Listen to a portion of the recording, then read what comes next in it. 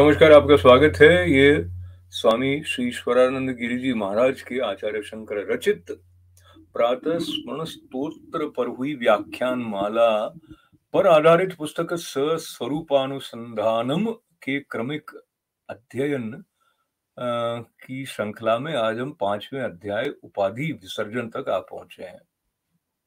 इसको प्रारंभ करने से पूर्व आपके साथ ये भी याद कर लूं कि इस वीडियो के विवरण के साथ में पहले के 4 अध्यायों के लिंक दिए गए हैं, तो आप आसानी से अगर पढ़ना चाहें तो उन्हें प्राप्त कर सकते हैं। और साथ ही संवित संवाद नाम की वेबसाइट से पुस्तक पढ़ने के लिए भी प्राप्त करने का लाभ लिया जा सकता है। तो हम लेते हैं लाभ। जय शंकर, जय गुरु। भगवत स्मरण, गुरु चरणारविंद स्मरण के साथ उपाधि विसर्जन के पठन का शुभारंभ। भगवान भाष्यकार की ये कृति अत्यंत विलक्षण सौंदर्य और वीर्य से संपन्न है। हमेशा वे गंभीर और प्रसन्न भाषा में ही बोलते हैं, ऐसी प्रसिद्धि है। भाष्यम प्रसन्न गंभीरम, वाचस्पति मिश्र ने ऐसा लक्षण किया। उनकी बहुत प्रसिद्ध अनेक कृतियां हैं, उनमें जैसी प्रबलता और रसता को महसूस करते हैं वैसी इस स्तोत्र में भी है। अतः विश्वास हो जाता है कि निश्चित रूप से यह स्तोत्र भगवान भाष्यकार के ही होंगे। एक विचित्र प्रणाली मध्यकाल में चली, जिसके कारण श्री शंकर परंपरा के आचार्यों ने शंकराचार्य को एक उपाधि या टाइटल बना दिया। इसका फल क्या हुआ? कई पीठाधीश्वर इस उपाधि को अपनाते आए। वे भी उच्च कोटि के संत थे और उनकी कृतियों को शंकराचार्य रचित मान लिया गया। दक्षिणामूर्ति स्तोत्र के बारे में कोई प्रश्न नहीं उठा सकता कि ये किसकी कृति है, क्योंकि साक्षात उनके शिष्य सुरेश्वराचार्य जी ने उसके ऊपर व्याख्या लिखी। प्रसंगभूत प्रातः स्मरण स्तोत्र में रचना की कलात्मकता के साथ ये भी देखते हैं कि वेदांत में प्रतिपाद्य जो विषय या पालनीय प्रक्रियाएं हैं, उन सबको यहां संग्रहित किया गया है। इसलिए प्रथम प्रवचन में कहा था कि इसको एक प्रस्थान के रूप में मानने में हमें कोई संकोच नहीं है। ये एक ऐसा रत्न मणि या हीरा है जिसे किसी भी कोण से देखें एक नई शुभ्र किरण निकलती है। हमारी यही मान्यता है कि यह स्तोत्र एक महावाक्य के रूप में उपस्थित है। वेदांत का असली रूप महावाक्य ही है। सारे वेदों में जहां जहां महावाक्य आता है वहां वेदांत आ जाता है और वेदों का सार प्रकट होता है। जिस वाक्य में जीव और ब्रह्म का ऐक्य प्रतिपादित होता है उसे महावाक्य कहते हैं।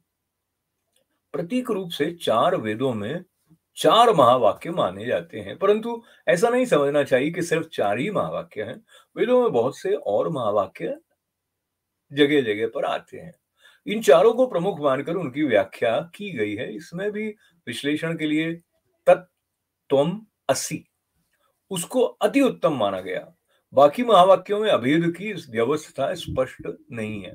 तत्त्वम असि, अयम आत्मा ब्रह्म, अहम ब्रह्मास्मि, प्रज्ञानम ब्रह्म, इन सबको समझने के लिए आचार्यों की व्याख्याओं की आवश्यकता पड़ती है कि उस उपनिषद में, उस संदर्भ में उन शब्दों का अर्थ क्या है।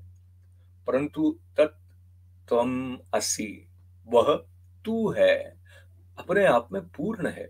संपूर्ण सत्य अकेले ढूंढने से नहीं मिल सकता।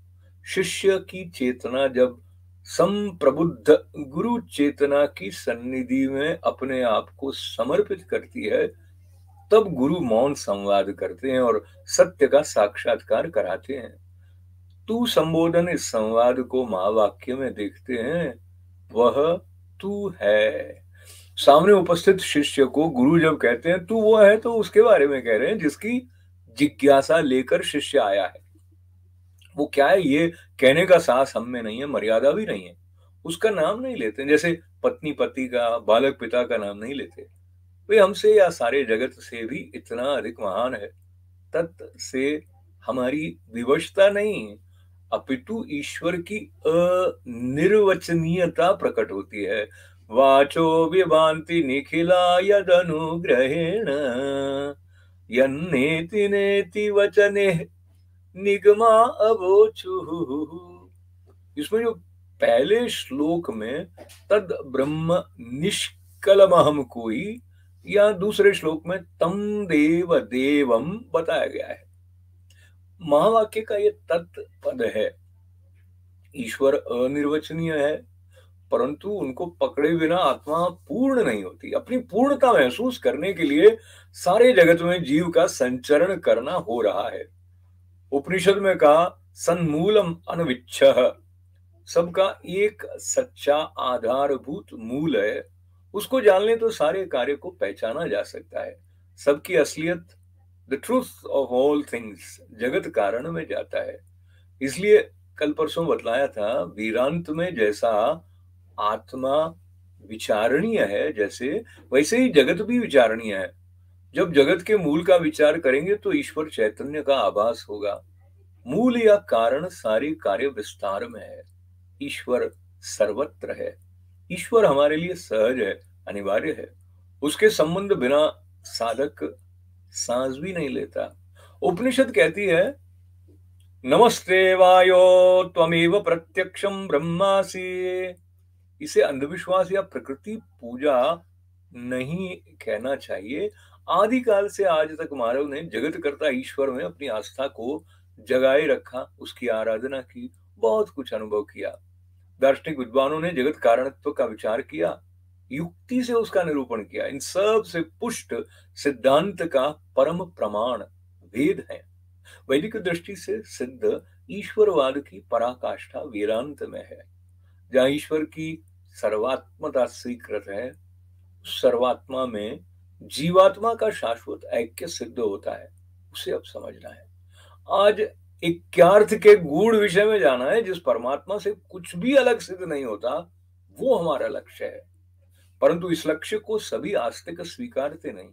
कुछ लोग समझते हैं भगवान कोई शासक किसी लोक में बैठा हुआ जगत का शासन कर रहा है।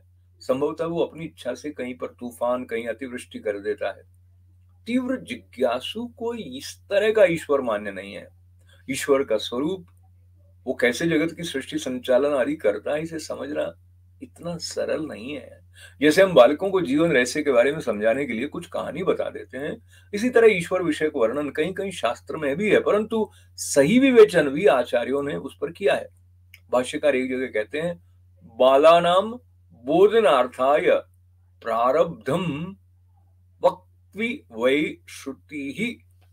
श्रुति का तात्पर्य जो है वो प्रारब्ध कर्म सिद्ध करना नहीं है। अव्युत्पन्न बुद्धि वालों के समानार्थ समाधान करने के लिए इसकी व्यवस्था है।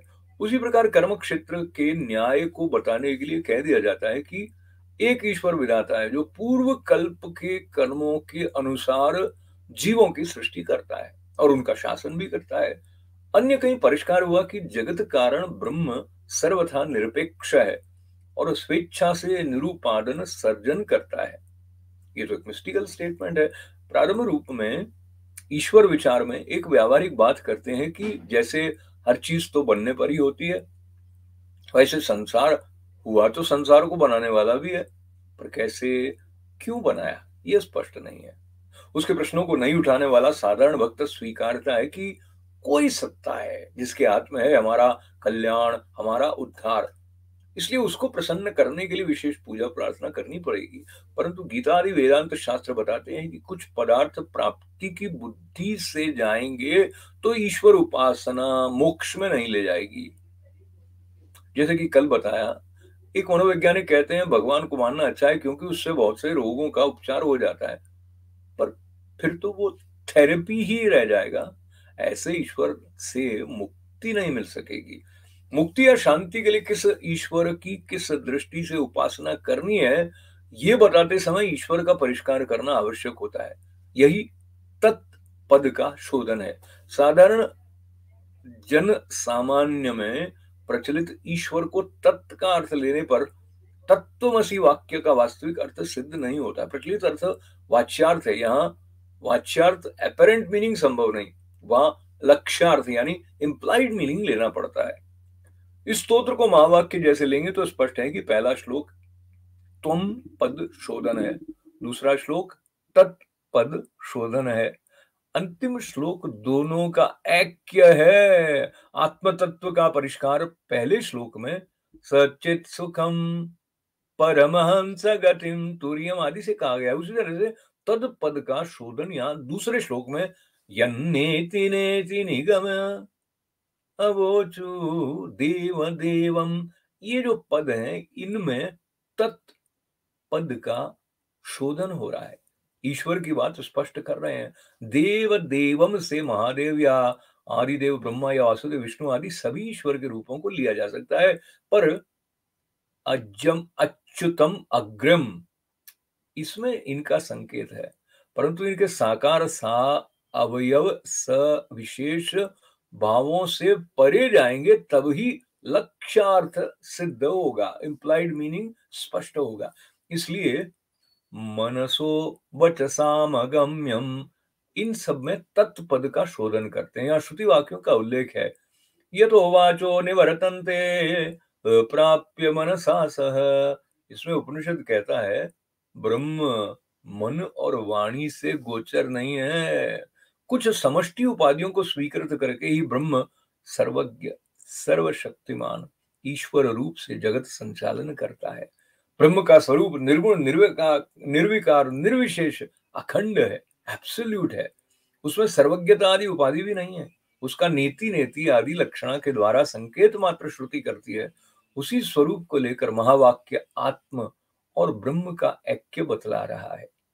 ईश्वर की ऐश्वर्य प्रदायक उपाधियों को हम आत्मसात नहीं कर सकते हैं, परंतु जैसे सुषुप्ति में आत्मा की उपाधियां एक मूल अज्ञान को छोड़कर लीन है, उसी तरह वेदांत विचार से निरुपाधिक ब्रह्म का भजन करने का प्रयास है। ये तो उल्टी प्रक्रिया हो गई, संसार वाले तो ईश्वर की उपाधियों को बढ़ाते जाते हैं और वेदांत के भजन में ईश्वर को निर्विच्छिन्नवत आकाशवत करके अपने आप में समेट लेते हैं।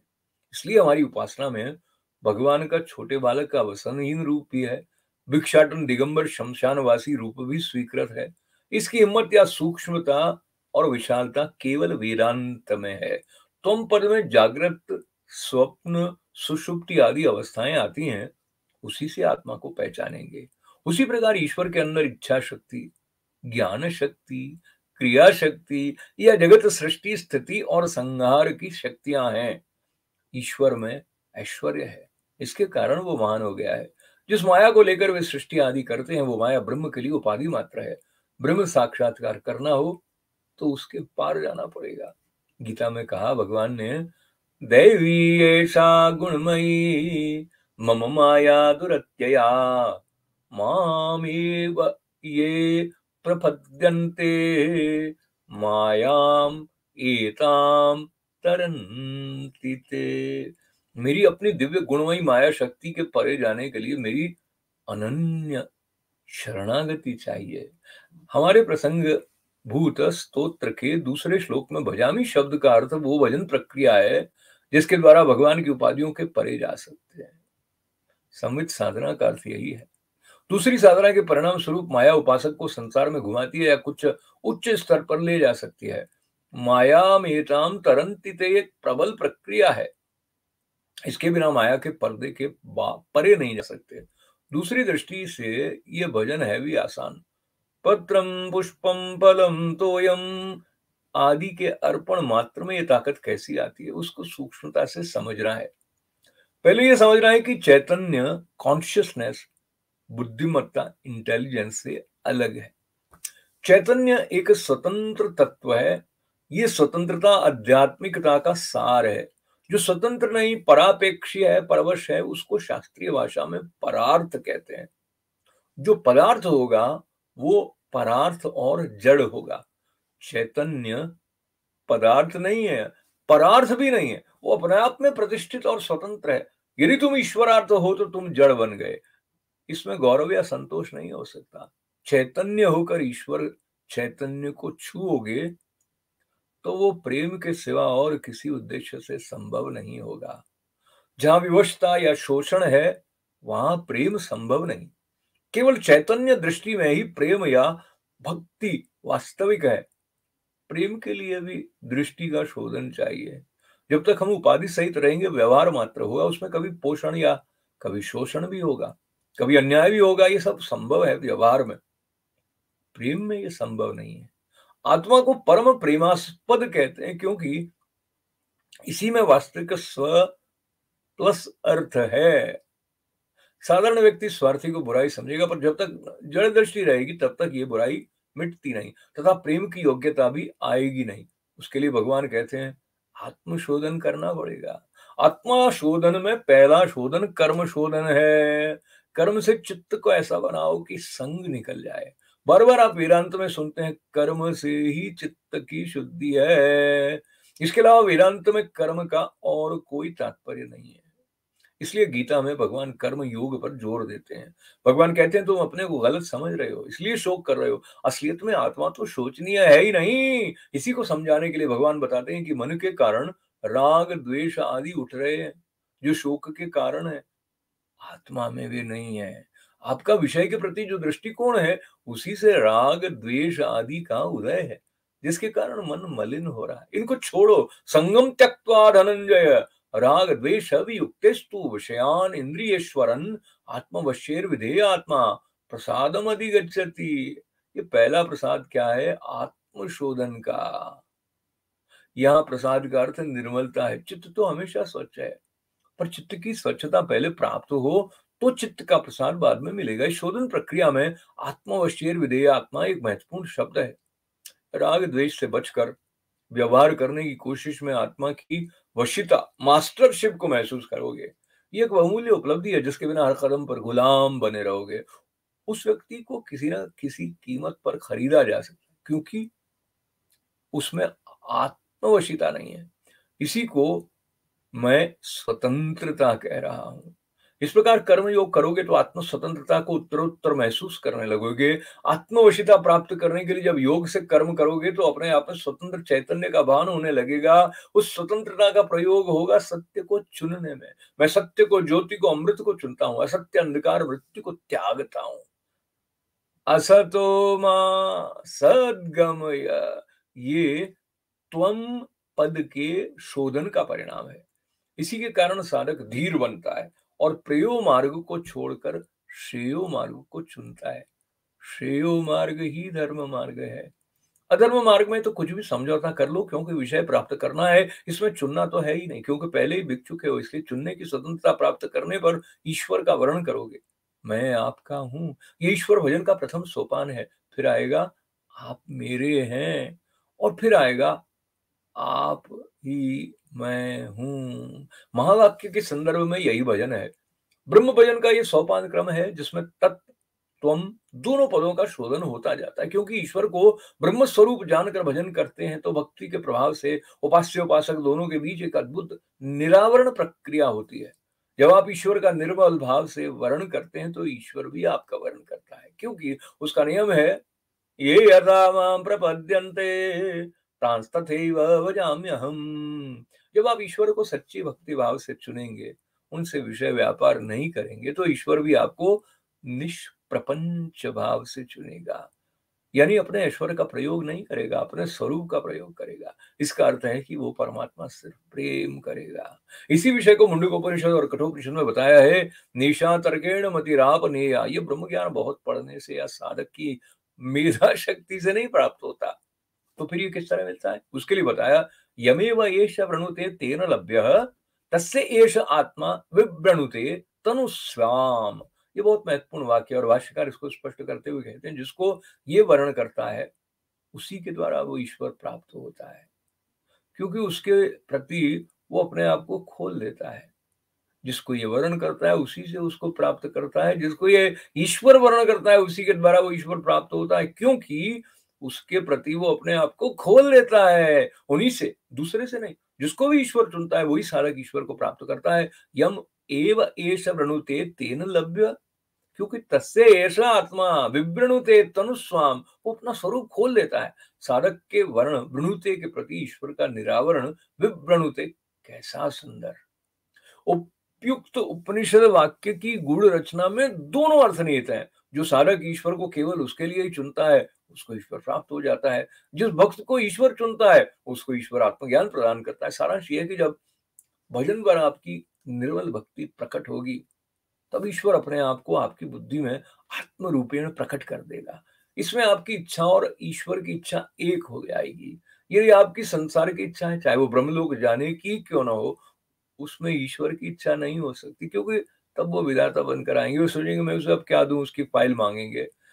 इसके विपरीत शुद्ध भक्ति है तो वे सोचेंगे मेरे को मैं जैसा हूं वैसा चाहते हो तो फिर तुम भी जैसे हो, तुमको अपना स्वरूप दिखा दूंगा।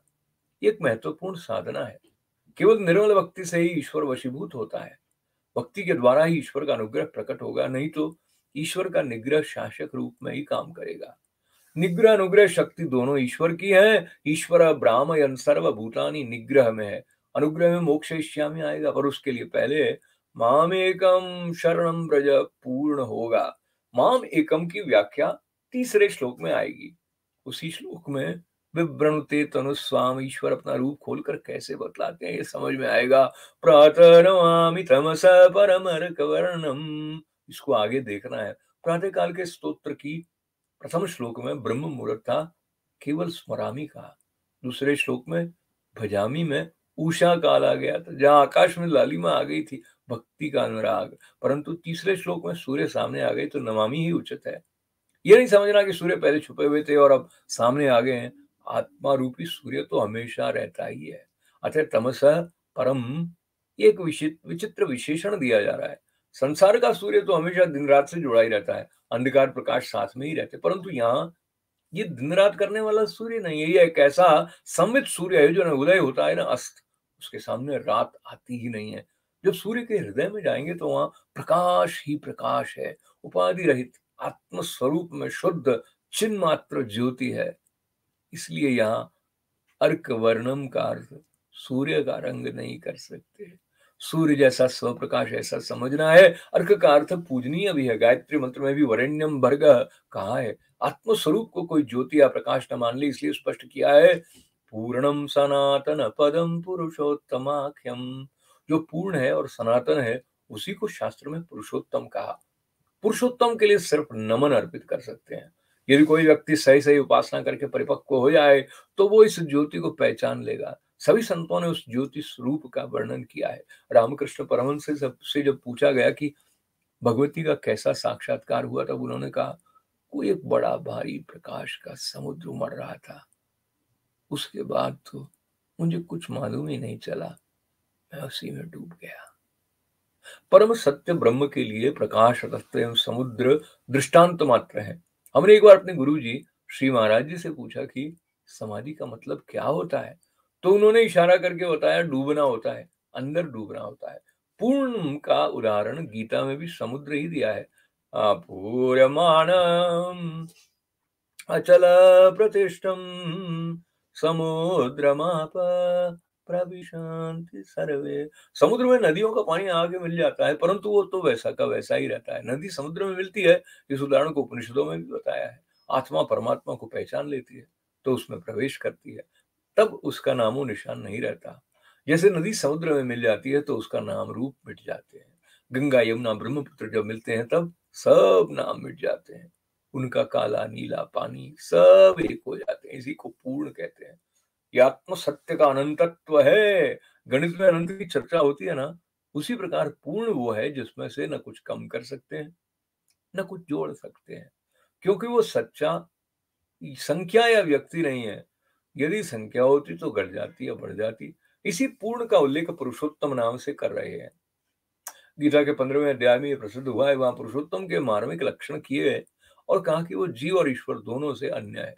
उत्तम पुरुषस्त्वन्य, फिर भी उस परमेश्वर या उसे परमेश्वर या परमात्मा कह सकते हैं, क्योंकि वो अपनी पूर्णता में सभी विश्व को धारण करते हैं। लोकत्रयम विभर्ति, इस धारणा की विलक्षणता को रज्वांग भुजम इव, रस्सी में सांप के दृष्टांत से यहाँ बतलाया है। इसको गहरा ही से समझने की आवश्यकता है।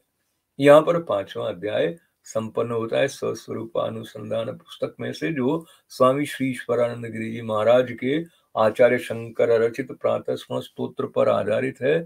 इस अंक में, इस श्रृंखला में अगला अध्याय लेकर कल फिर हैरम्बा स्टूडियो पर आपकी सेवा में उपस्थित होने की प्रार्थना है। प्रभु ऐसा संभव कराएंगे। और ये बात आप तक पुनः पहुंचाते हुए कि इस वीडियो के विवरण में आपको पूर्व के 4 अध्याय मिल जाएंगे और कहाँ आप इस पुस्तक को प्राप्त कर सकते हैं, उस वेबसाइट संवित संवाद का भी परिचय आपको मिल जाएगा। बहुत बहुत आभार, धन्यवाद, मंगल कामना, अशोक व्यास को अनुमति। जय गुरु, जय श्री कृष्ण। ओम नमः पार्वती पतये हर हर महादेव।